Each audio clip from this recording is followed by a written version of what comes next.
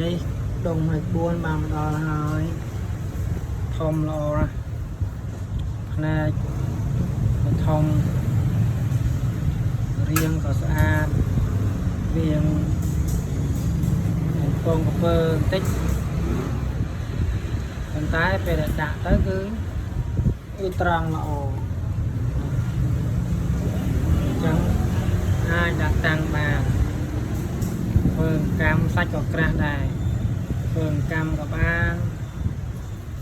ដាក់តាំងក៏បាន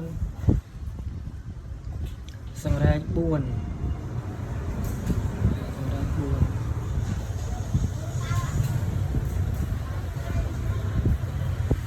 នេះ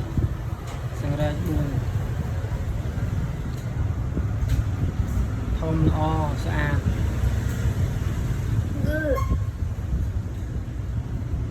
មីនិស័យអាចចាយជាវបាន